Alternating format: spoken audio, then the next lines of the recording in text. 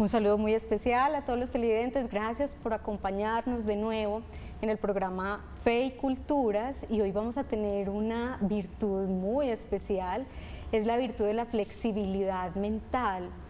Yo estoy segura que todos nosotros quisiéramos conservarla, cuidarla y cultivarla, porque realmente es una virtud que nos ayuda muchísimo realmente a conservar bienestar, nos ayuda muchísimo especialmente a cuidar incluso la vida, nos ayuda muchísimo a tener unas relaciones un poco o mucho mejor, más amplias, sin tantas limitaciones de aquello que tenemos todos, que son ciertas creencias limitantes.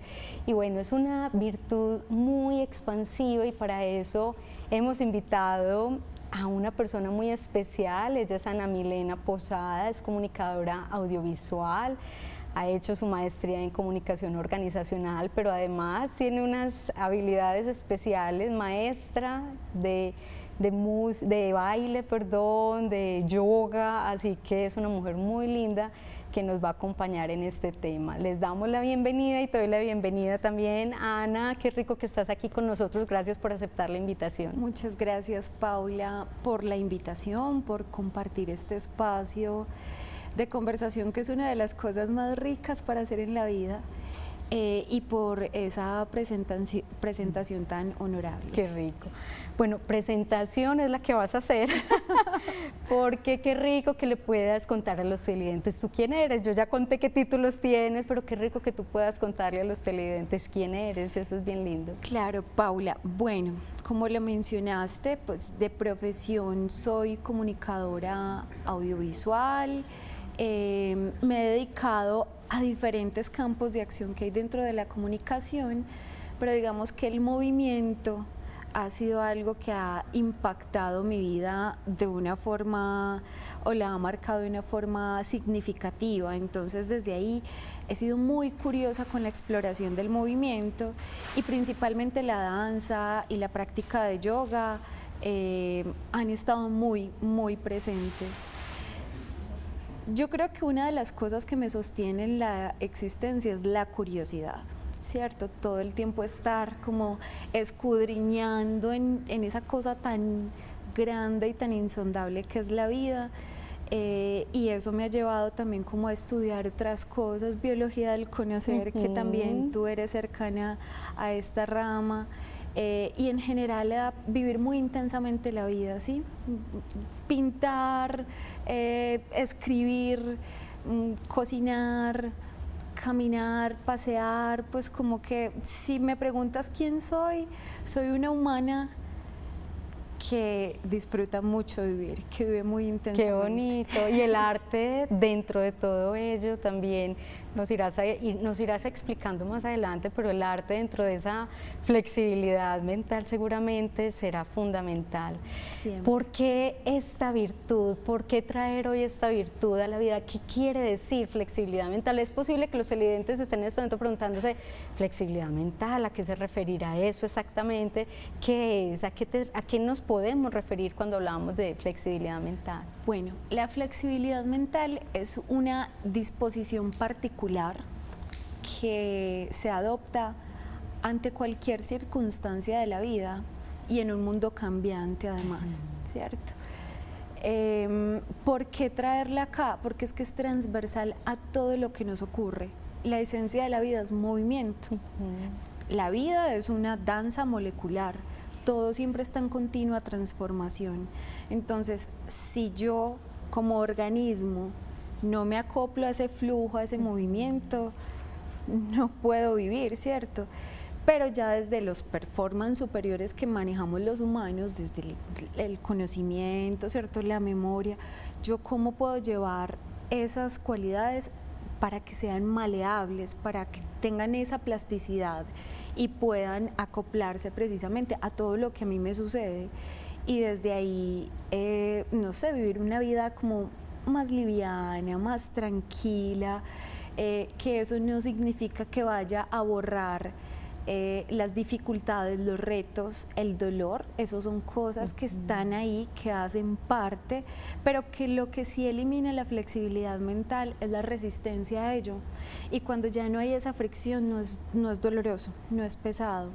Entonces, yo siempre como que me he sentido muy aire, y el aire es liviano, y trato de ser coherente también como en las acciones para eso, para sentirme más liviana. Por eso hablamos hoy de flexibilidad mental. Qué bonito, porque entonces cuando uno es flexible mentalmente, cuando uno adquiere esta virtud, uno ya no lucha y ya no pelea y ya no se resiste tanto a todo, a lo que pasa en la vida cotidianamente. Cada día estamos frente a situaciones, desafíos y experiencias que a lo mejor no son lo que más quisiéramos enfrentar, pero es justo esa flexibilidad, la flexibilidad la que nos ayuda a nosotros a hacerle frente sin resistencia, sin una lucha constante de querer pelear con todo, porque justo eso nos debe como generar un cierre absoluto, no solamente mental, sino físico.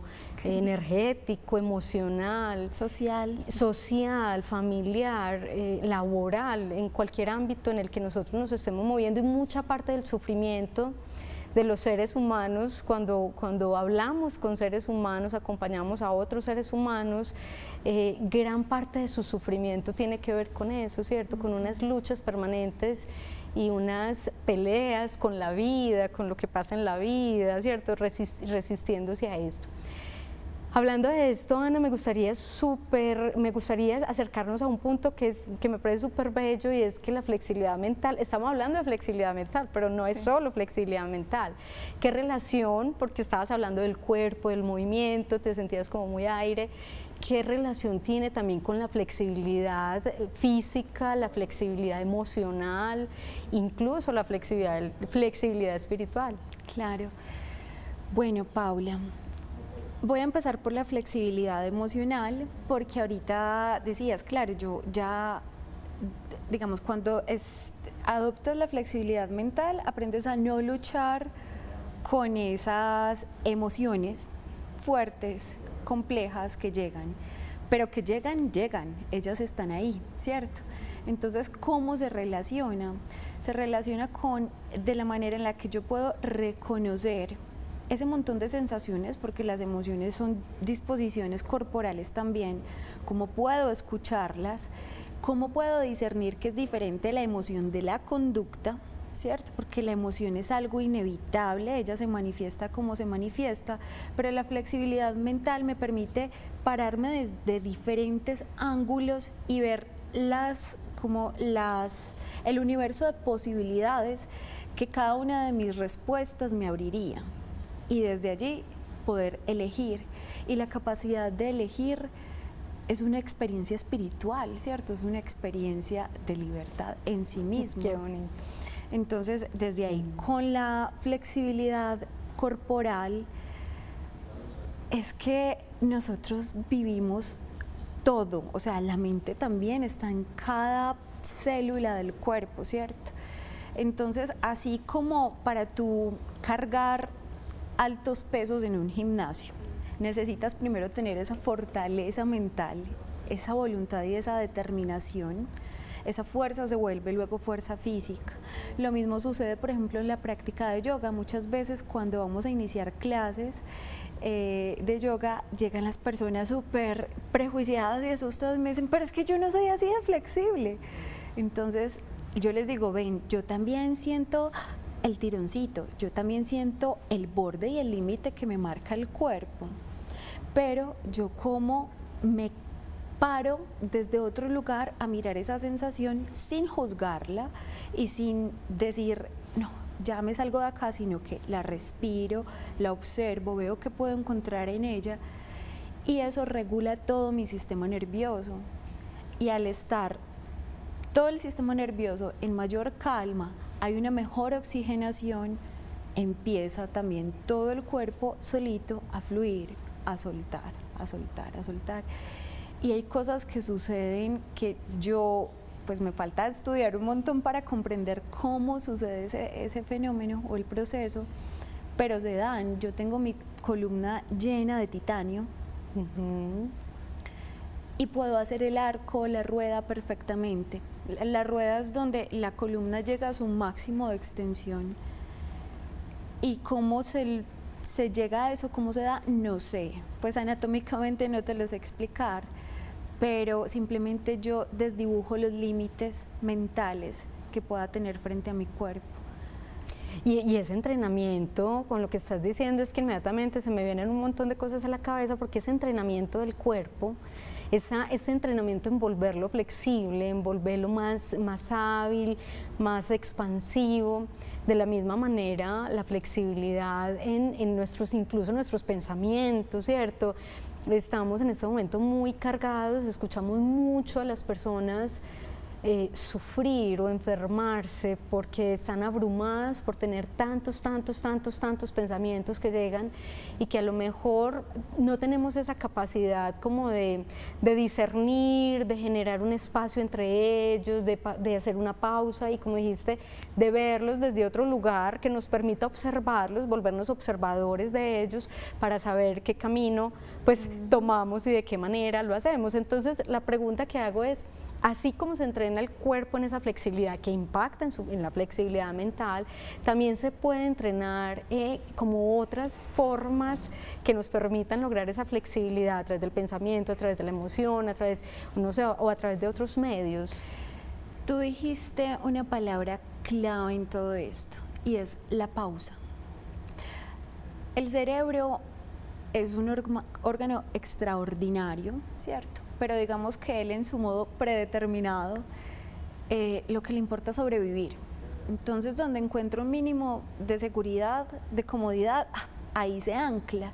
Y si medio intenta sacarlo, eso te va a generar un escozor, te va a generar resistencia. Ahí, en ese momento, hay que hacer la pausa, dejar lo que Francisco Varela llamaba el afán, y ahí precisamente hacerse la pregunta. La autonomía reflexiva creo que es uno de los ejercicios más poderosos también para tener la flexibilidad mental, porque cuando tú te preguntas algo, te va a llegar una respuesta primaria y esa respuesta es la que corresponde a lo que aprendiste en tu historia de interacciones, ¿cierto?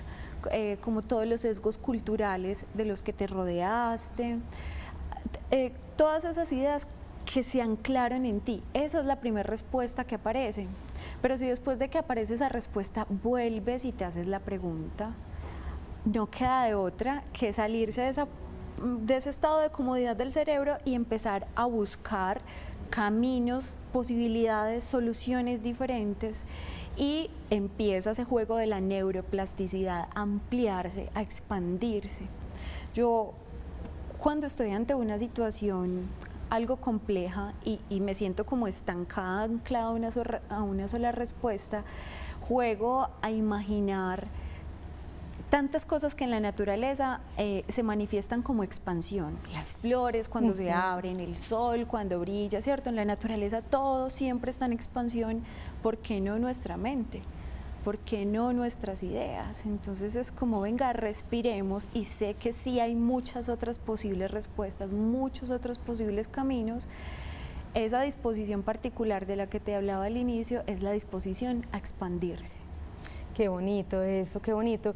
Pero estaba aquí pensando, todos traemos una historia, todos tenemos una formación y unas experiencias que han determinado el modo en que habitamos este lugar, el modo en que decidimos vivir, el modo en que cada vez más nosotros pues nos relacionamos.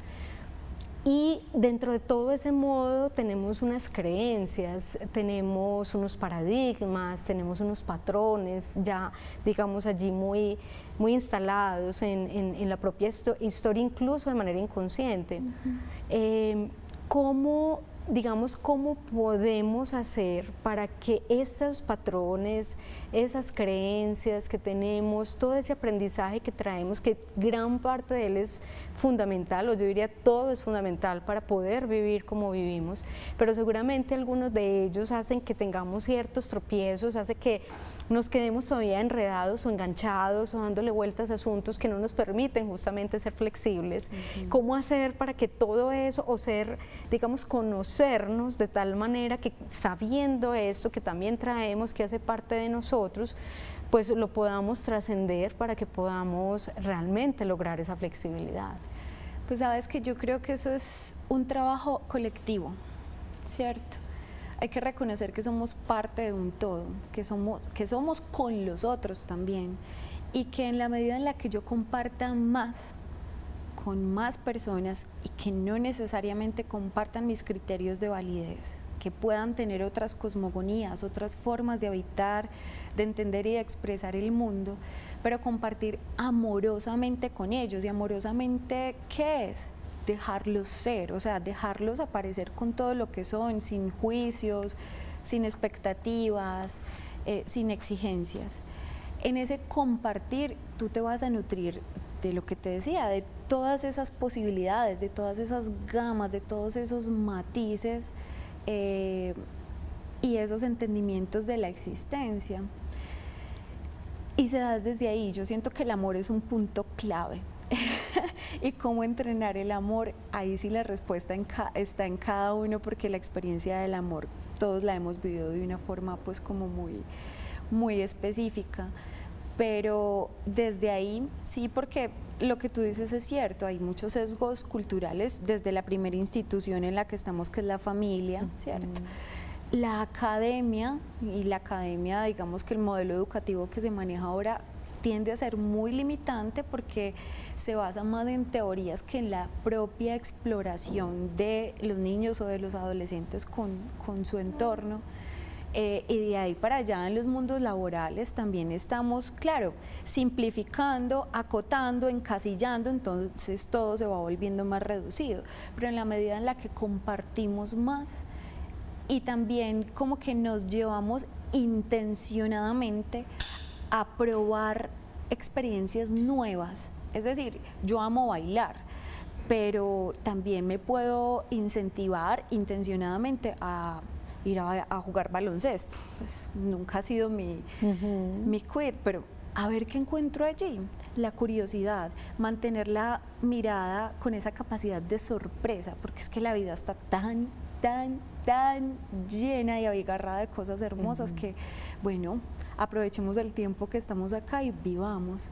Y me hiciste pensar en el sentido de unidad, en el sentido de totalidad, y traigo a Panikkar, traía lo llamaba como un pensamiento, como una visión mejor, la visión cosmoteándrica, que hablaba de esa posibilidad de conexión perfecta entre yo y Dios, o yo y ese ser superior, yo y los otros, yo y el cosmos, el universo, y no podría haber, creo yo, flexibilidad si yo no comprendo que hago parte de esa unidad, ¿cierto? Que no soy el que está por encima de nadie, ni el que está por debajo de nada, y que es el que contribuye, colabora y co-crea permanentemente toda esa unidad, ¿cierto?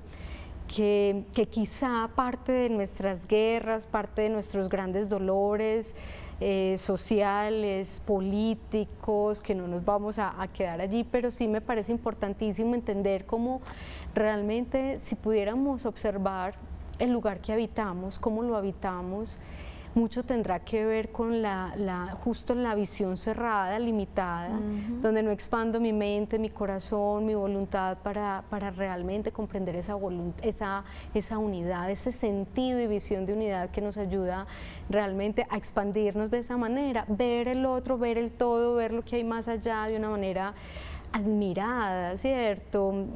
Disfrutada, pero también desde ese sentido de curiosidad. Me parece fundamental esa parte. Si soy curiosa, si me pregunto por qué es aquello, cómo puede ser mejor, cómo contribuyo, de qué manera existe, cómo somos creados, o sea, cómo podemos crear, pues entonces habrá una posibilidad mucho más expansiva. A mí me parecería importante, justamente hablando de esto, cómo la flexibilidad mental nos hace resilientes, o sea, cómo realmente cada vez más hablamos de la resiliencia y nos nombramos resilientes, y en un país como en el que vivimos, pues seguramente lo somos, y en familias que sufren también dolores, personas que atraviesan situaciones diferentes, pero cómo realmente desde ese lugar, desde la flexibilidad, desde esa virtud tan valiosa, podemos lograr esa resiliencia.